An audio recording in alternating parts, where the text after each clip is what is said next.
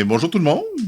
Je me présente Simon Allaire. Moi, je suis membre du comité organisateur du Festival des amateurs de théâtre à Victoriaville depuis la première année, depuis 2013. Donc, le festival célèbre sa 10e année cette année. C'est notre 9e édition. Pandémie oblige, on a sauté 2 ans. Cette année, c'est 8 jours de théâtre au Mont-Arthabasca. En tout, 9 pièces en compétition, un spectacle professionnel en volet hors compétition. Il y a 2 ateliers de formation qui vont être offerts gratuitement au public, sans compter le gala de fermeture qui va devenir de plus en plus un spectacle à haut déploiement. Donc, tout ce qu'il faut pour rassasier les amateurs de théâtre. Mesdames et messieurs, bienvenue au lancement de la programmation 2023 du Festival des amateurs de théâtre à Victoriaville. Le tout débute le 25 juin à 13h alors que les Gougounes masqués de Boucherville nous présentent les aventures de William Laguetard de Fabien Cloutier. Suivi à 20h par la troupe de théâtre L'Arboretum de Montréal avec La Divine Illusion de Michel-Marc Bouchard. Le lendemain, le théâtre La Petite Réplique de Sherbrooke, récipiendaire du coup de cœur du public lors des 2 dernières éditions, présente Bonne retraite Jocelyne de Fabien Cloutier. Le 27 juin, Ludivine, un spectacle de clown présenté par Brigitte Charpentier. Mercredi le 28 juin à 20h, le théâtre Jean qui joue de Boucherville nous arrive avec À la bonne aventure de Catherine Chevaux. Le jeudi 29 juin à 20h, la troupe du plus vieux métier du monde de Québec présente Assumé de Frédéric Pajot. Vendredi, le 30 juin à 20h, la troupe de théâtre Les Grands Enfants de l'Ancienne Lorette nous arrive avec En cas de pluie, aucun remboursement de Simon Boudreau. Le samedi 1er juillet à 13h, de la visite qui vient de loin alors que la famille théâtrale La Vallée d'Algérie présente Au pion au sac de Bacha Yassine.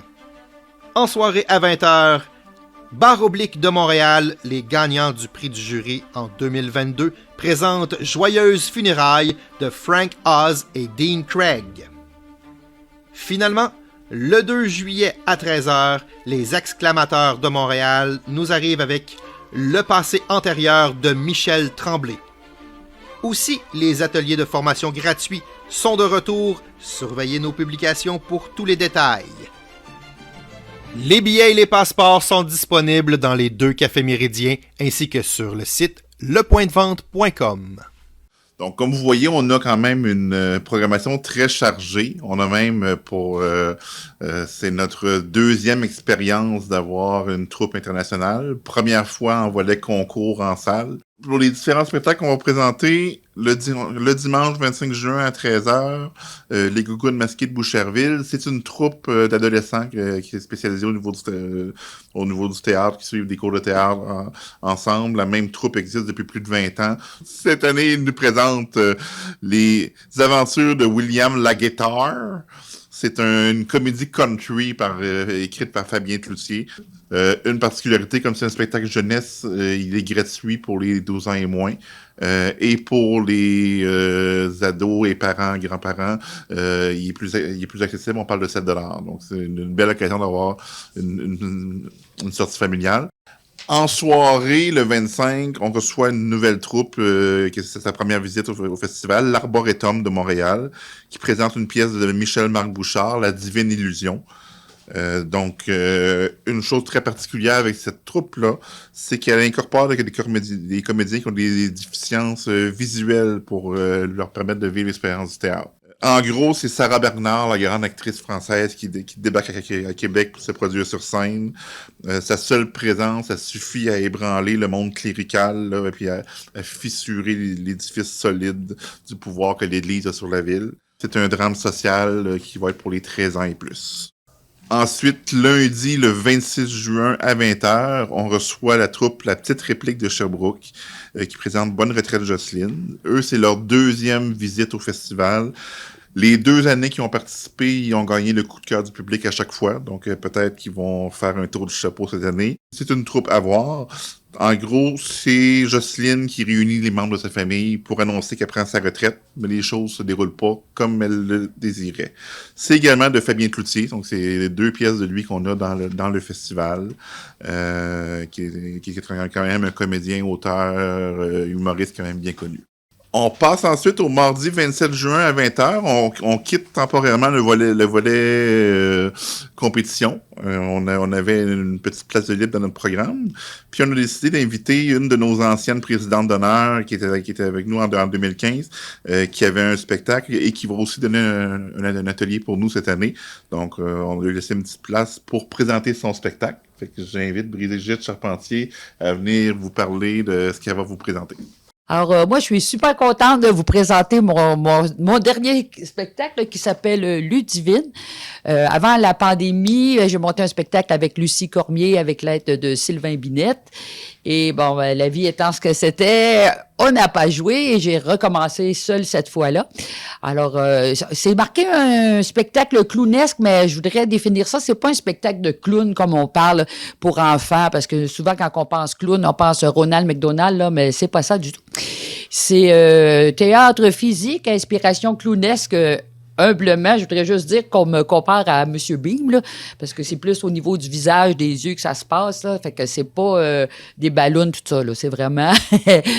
On appelle ça du théâtre physique parce qu'on n'a pas trouvé un mot pour remplacer ça, clown, pour que ça soit plus accessible, parce que c'est vraiment accessible à tout. Mon public cible, ce sont les femmes de mon âge et les autres, parce que je parle de moi, je raconte mes histoires un peu. C'est un spectacle qui n'a pas beaucoup de paroles, très peu. Ça se passe beaucoup dans le mouvement puis dans l'imaginaire. On repart avec le mercredi 28 juin en volet compétition avec le théâtre Jean qui joue de Boucherville qui nous présente À la bonne aventure de Catherine Chevreau. C'est l'histoire d'une dame jeune mariée qui s'ennuie. Il y a une dizaine de bonne aventure qui lui prédit une belle aventure. Et voilà qu'il y a un duc qui se trompe de maison puis qui rencontre madame. Et c'est parti, leur folle histoire d'amour. Ils vont devoir user de milliers de stratagèmes pour parvenir à cacher leur amour au reste de la famille, que ce soit le mari, la belle-mère, la mère du duc, etc.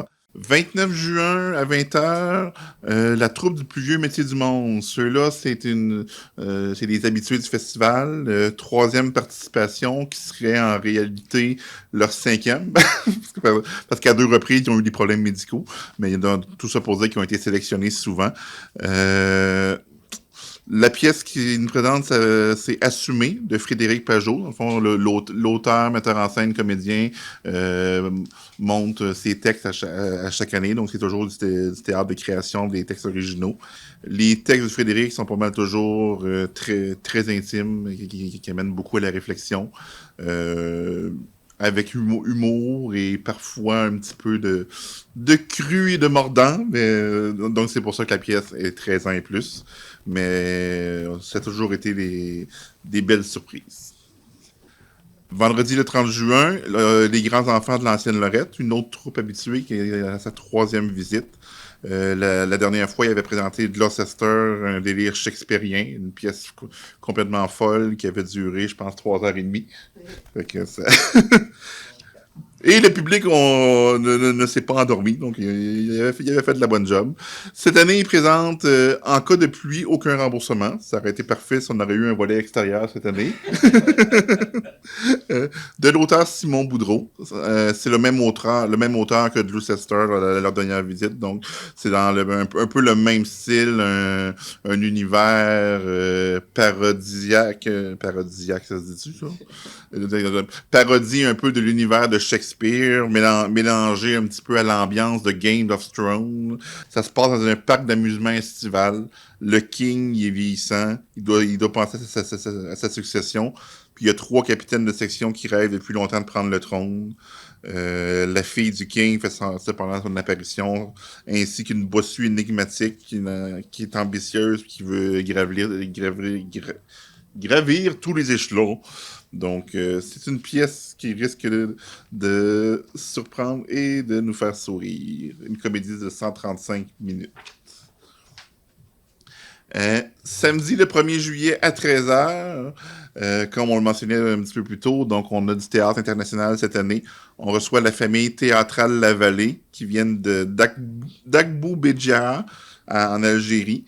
Donc, ils présentent la pièce Au pion au sac de Bachar Yassine. En gros, c'est des événements dans le spectacle qui se déroulent dans la tête d'une vieille dame d'une 60aine d'années qui imagine ses enfants dans un endroit vide ressemblant à la prison. Elle leur parle, elle joue avec eux, elle les culpabilise, des fois, pour les scènes de vue passée. Le spectacle nous amène à visiter la mémoire de cette vieille dame surprenante. La pièce est présentée en langue berbère, mais par contre, à la fin, il va y avoir une présentation et des explications sur le spectacle qui vont être en français. La troupe s'exprimant d'ailleurs également en français. Fait que c'est une belle occasion de visiter un théâtre d'un autre pays, d'une autre culture, et de s'imprégner de cela. Et en soirée, on reçoit le 1er juillet Bar Oblique de Montréal, qui étaient les grands gagnants l'an dernier du festival. L'an dernier, il avait gagné le prix du jury, il était en nomination pour le prix du public. Il avait gagné le prix des meilleurs comédiens, meilleures comédiennes et meilleures scénographies. Donc, pour tout dire, ils ont presque tout raflé. Cette année, ils présentent Joyeuses funérailles. C'est un texte de Frank Oz et Dean Craig. Dans le fond, c'est une adaptation théâtrale du film Death at a Funeral, un film de 2007. C'est l'histoire d'une famille qui se réunit au jour des funérailles du patriarche. Puis chacun a sa propre dose de problèmes et il se passe plein de choses dans le courant de la journée. Et pour conclure le festival, un autre de nos grands auteurs québécois, donc du Michel Tremblay, par la troupe des Exclamateurs de Montréal. C'est Le passé antérieur, donc ça trace l'histoire d'Albertine qui, avec son goût du romanesque, est prête à se perdre entièrement dans un grand amour qui comblerait son manque. Mais l'objet sur lequel elle a jeté son dévolu fréquente désormais sa raisonnable cadette.